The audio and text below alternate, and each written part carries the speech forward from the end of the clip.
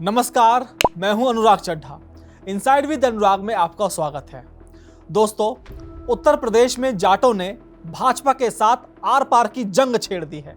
मकसद है भाजपा को सत्ता से हटाना और जाट समाज की ताकत दिखाना, जिसके लिए बंद कमरों में पंचायतें चल रही हैं, सोशल मीडिया पर ऐलान हो रहे हैं, समाज को इकट्ठा किया जा रहा है और हर तरफ से सिर्फ एक ही आवाज गूंज रही है, अगर जाटों को सम्मान नहीं तो हमारा समर्थन भी नहीं।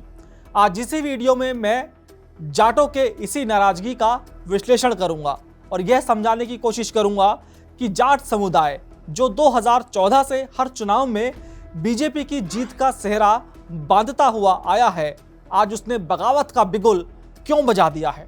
पश्चिमी यूपी के पढ़े लिखे जाट, व्यापारी और संभ्रांत जाट, जिन्होंने 2014 से हर चुनाव में बीजेपी का झंडा बुलंद किया, आज उसी बीजेपी के साथ आर पार के मूंड में है। तो सवाल उठता है कि उनकी नाराजगी की वजह क्या है। वजह है प्रतिनिधित्व का अभाव। जाट समाज का मानना है कि वोट तो बीजेपी को देते हैं, लेकिन मलाई कोई और ही खाता है। 2013 के मुजफ्फरनगर दंगों के बाद जाट समुदाय ने अपनी किसान पहचान से ऊपर हिंदू पहचान को रखा और 2014, 2017, 2019 और इन तीनों चुनावों में 70% से लेकर 91% तक जाटों ने एकमुश्त होकर बीजेपी को वोट दिया। जाटों ने उम्मीदवार नहीं, सिर्फ पार्टी देखकर बटन दबाया। लेकिन उनका कहना है कि भाजपा ने बिल्कुल उल्टा किया। उन्होंने नेता नहीं बल्कि जाति देखकर हमेशा टिकट बांटी। इसका मतलब क्या है? इसका मतलब यह है कि बीजेपी के रणनीतिकारों को लगा कि जाट तो हिंदुत्व और राष्ट्रवाद के नाम पर कहीं और जाएगा ही नहीं, इसलिए उसका वोट तो पक्का है, क्यों ना दूसरी जातियों को साधा जाए। और इसी सोशल इंजीनियरिंग के खेल में उन सीटों पर भी जहां जाट हजारों की संख्या में थे, टिकट दूसरी जातियों जैसे ठाकुर, वैश्य, गुर्जर को दिए जाने लगे। बीजेपी के लिए यह समीकरण साधना बहुत जरूरी था, लेकिन जाटों के लिए यह उनके सम्मान और प्रतिनिधित्व से समझौता था। उन्हें लगा कि उनका काम सिर्फ वोट देना और दरी बिछाना रह गया है और सत्ता की मलाई कोई और खा रहा है। ये सिर्फ दोस्तों हवाई बातें नहीं हैं, इसके पीछे सीटों का ठोस गणित और सालों की अनदेखी का दर्द भी है।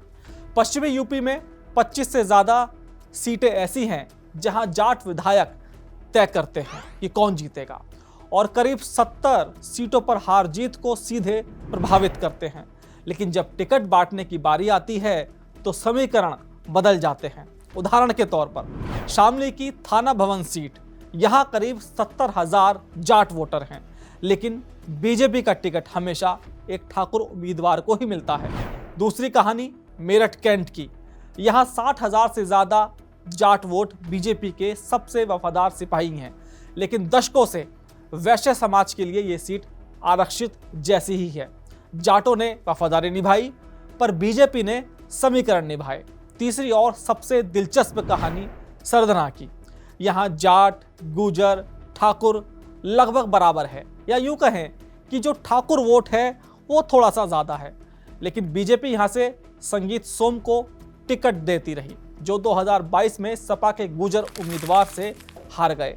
जाटों का तर्क है कि जब सपा गुर्जर उम्मीदवार को ही दोबारा उतारेगी तो गुर्जर वोट उधर जाएगा।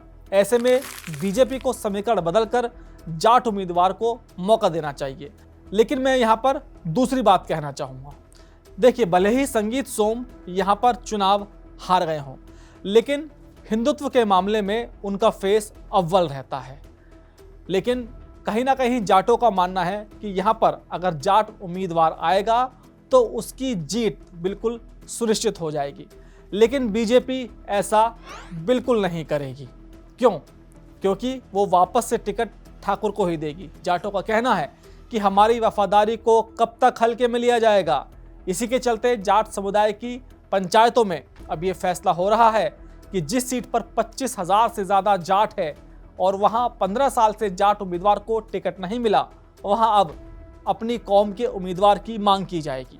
उम्मीदवार आरएलडी का हो या बीजेपी का हो, पर हो जाट। संदेश साफ है, जो हमारी ताकत को कम आंकने की कोशिश करेगा उसके खिलाफ अभियान चलाया जाएगा। अब सवाल उठता है कि बीजेपी इस चुनौती से कैसे निपटेगी। बीजेपी ये अच्छी तरह से जानती है कि अगर जाटों की नाराजगी को शांत करने के लिए ही उन्होंने जयंत चौधरी की आरएलडी को एनडीए में शामिल किया था, चौधरी चरण सिंह को भारत रत्न देना भी इसी जाट गौरव को साधने की एक बड़ी रणनीति थी। बीजेपी को लगा कि आरएलडी के सहारे वो जाटों के वोट आसानी से हासिल कर लेगी, लेकिन यही कहानी में एक और पेच है। बीजेपी अब जाट वोट के लिए आरएलडी पर निर्भर है, लेकिन आरएलडी भी अपनी जमीन मजबूत करना चाहती है। खबरें हैं कि आरएलडी आने वाले 2026 के पंचायत चुनाव अकेले दम पर लड़कर अपनी ताकत का अंदाजा लगाना चाहती है। ये बीजेपी के लिए एक गच्चा देने जैसा है। आरएलडी ये संदेश देना चाहती है कि जाट वोट उसके साथ है, बीजेपी के साथ नहीं। और आरएलडी पंचायत चुनाव में अच्छा प्रदर्शन करती है तो 2027 के विधानसभा चुनावों में सीटों के बंटवारे पर वो बीजेपी पर भारी दबाव बनाएगी। बीजेपी ने इससे पहले भूपेंद्र सिंह चौधरी को प्रदेश अध्यक्ष बनाकर और लक्ष्मी नारायण चौधरी जैसे नेताओं को गन्ना मंत्री बनाकर जाटों को साधने की कोशिश जरूर की थी, लेकिन अब बात मंत्री पद से आगे निकलकर जमीनी प्रतिनिधित्व यानी विधायक के टिकट पर आ गई है। बीजेपी के लिए ये सांप छुचुंदर वाली स्थिति है। अगर वो जाटों को टिकट देती है तो दूसरी जातियां नाराज होंगी, और अगर नहीं देती तो जाट छिटकने को तैयार बैठे हैं। बीजेपी के इस आंतरिक कलह पर विपक्ष यानी कि समाजवादी पार्टी और कांग्रेस गिद्ध दृष्टि बनाए हुए है। आरएलडी के जाने से पश्चिमी यूपी में सपा के पास एक बड़े जातिगत सहयोगी की कमी है। सपा की रणनीति साफ हो सकती है, वो भी जाट नेता एनडीए में टिकट न मिलने से नाराज हो, उसे गले लगा लो।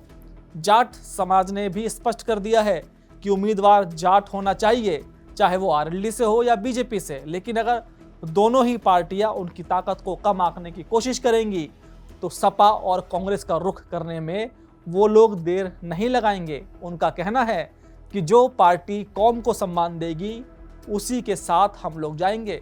तो कुल मिलाकर पश्चिमी उत्तर प्रदेश की सियासी बिसात पर एक नई और बेहद शक्तिशाली चाल चल दी गई है। जाट समुदाय जो अब तक किंग मेकर की भूमिका निभाता था, अब वो खुद किंग बनना चाहता है। उसने अपनी चुप्पी तोड़ दी है और अपने हक की मांग बुलंद कर दी है। बीजेपी के रणनीतिकारों को ये समझना होगा कि जाट गौरव सिर्फ प्रतीकों से नहीं बल्कि सत्ता में वास्तविक हिस्सेदारी से संतुष्ट होगा। अगर बीजेपी इस बदलती हकीकत को पहचानने में नाकाम रहती है तो 2027 में उसे पश्चिम से उठी इस लहर में बड़ा नुकसान उठाना पड़ सकता है, क्योंकि राजनीति में एक बड़ी पुरानी कहावत है कि जिसका जाट उसी का राज। अब देखना होगा कि 2027 में ये राज किसके सिर पर सजता है।